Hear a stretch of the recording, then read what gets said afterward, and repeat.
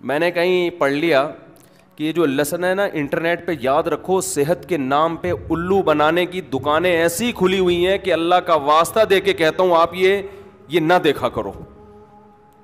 میں تو کبھی کبھار دیکھتا ہوں نا, اللہ کی پناہ اتنے کانفیڈنس کے ساتھ بکواس کر رہے ہوتے ہیں, جھوٹ بول رہے ہوتے ہیں, لوگوں کی صحتوں سے کھیل رہے ہیں.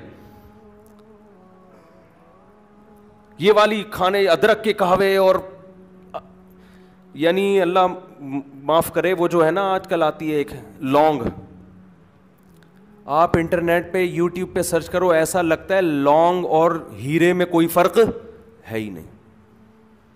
اتنے فائدے لونگ کے. ایک صاحب نے کل میں پڑھ رہا تھا کہ اس نے کہا 1 کلو گوشت میں وہ طاقت نہیں ہے جو لونگ کے 2 دانوں میں ہے. اللہ پھر یہ کٹوں کی جگہ لونگ ہی پیدا کر دیتا بھائی.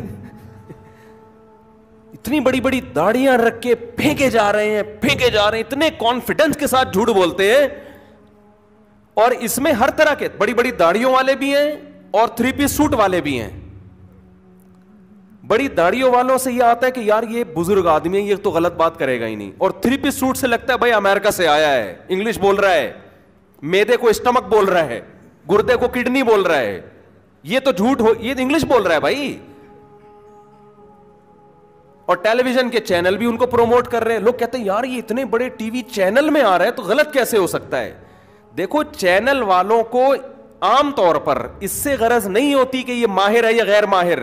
وہ کہتے ہیں اس کا عوام میں اثر کتنا ہے, پبلک اس کو کتنا جانتی ہے, ان کو ریٹنگ بڑھانی ہے نا. تو جب بھی کوئی ایسا آیا کرے نا, میں پہلے بہت متاثر ہوں ان چیزوں سے, اپنے تجربے شیئر. اس کا بھی دین سے تعلق ہے. آپ کہہ سکتے ہیں مولوی صاحب کیا باتیں لے کے بیٹھ گئے ہیں. قرآن کہہ رہے ہیں نا لا تقف ما لیس لک بہ علم, جس چیز کا علم نہیں ہے اس کے پیچھے مت چلو. تو یہ دین دنیا ہر چیز کے بارے میں قرآن کہہ رہا ہے. کسی بھی چیز کے بارے میں آپ کو نالج نہیں ہے تو جس کو نالج ہے اس سے پوچھو بھائی.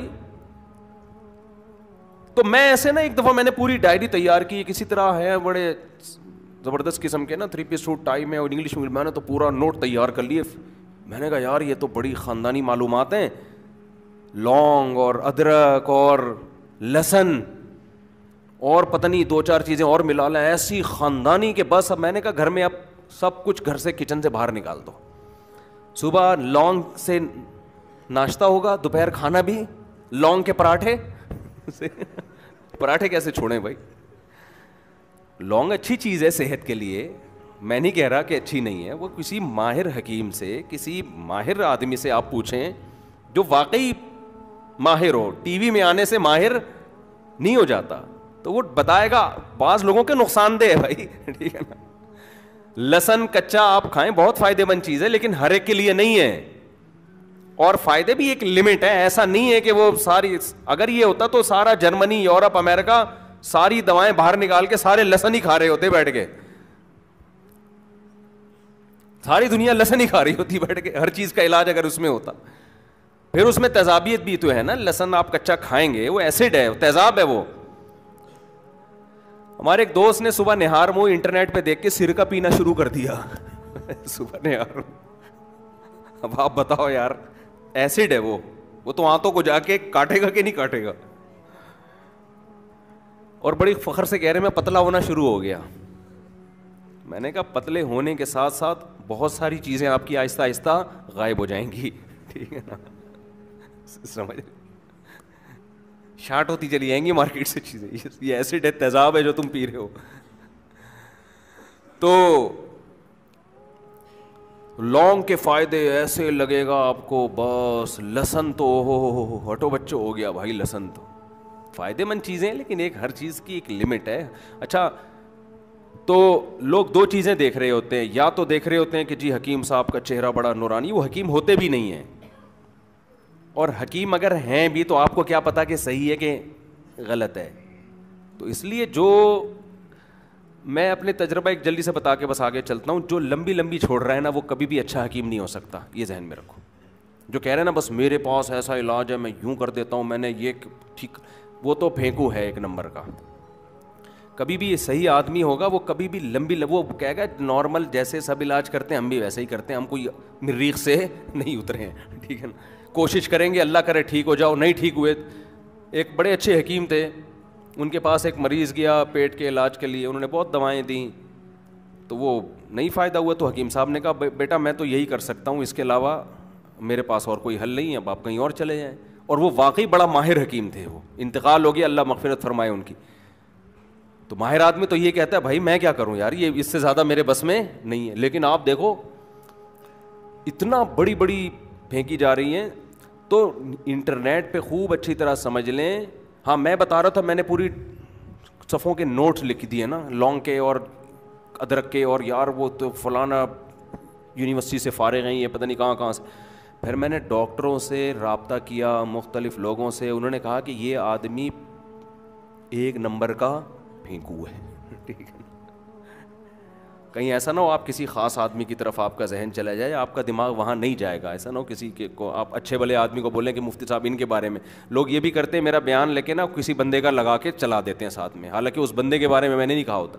میں تو ایک جنرلی اصول بیان کر رہا ہوں کہ اگر آپ دیکھ رہے ہیں 3 پیس سوٹ میں, ٹائی میں, یا داڑھی میں, پگڑی میں, تو آپ ماہرین سے رابطہ کریں کہ یہ تحقیق ہے, یہ کیا اس میں کس حد تک دم ہے. تو میں نے ایسے انٹرنیٹ پہ سنا کہ لہسن جو ہے نا, یہ آپ جب شہد میں ڈال کے رکھتے ہیں 2 آتشہ بن جاتا ہے, لہسن بھی اور شہد بھی.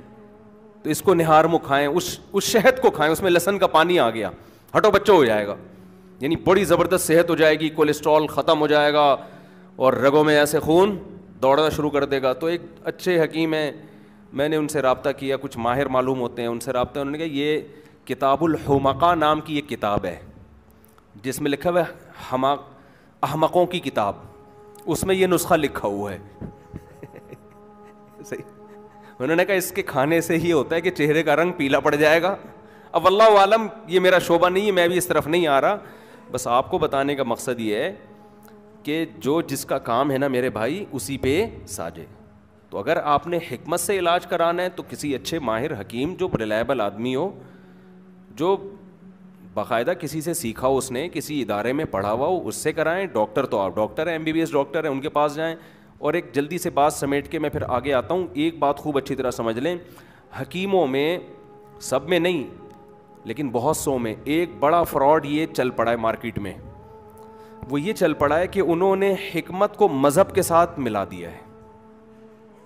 سمجھ رہے ہیں, روحانیت اور مذہب کے ساتھ. یعنی بعض حکیم یہ کرتے ہیں, وہ پیر بھی بنے ہوئے ہیں, وہ پیر بنے, یہ دیہاتوں میں یہ چیز زیادہ ہے, شہروں میں ذرا کم ہے. وہ پیر بنے ہوئے ہیں اور پھر اس میں کہ یہ طب نبوی ہے, یہ حدیث میں آتا ہے, یہ فلانا آتا ہے, تو لوگ کہتے ہیں یار ان کے پاس طب کے بارے میں قرآن و سنت کا علم ہے, اور قرآن و سنت کا علم غلط نہیں ہو سکتا. خوب سمجھ لو, حکمت جو ہے نا طب, یہ مادی علم ہے, یہ روحانی علم نہیں ہے. اس کا قرآن و سنت سے کوئی تعلق, براہ راست کوئی تعلق نہیں ہے. قرآن و سنت میں اس بارے میں چند اصول تو بیان کیے گئے ہیں, لیکن وہ ایسے اصول ہیں کہ ان کو ڈاکٹر بھی مانتے ہیں.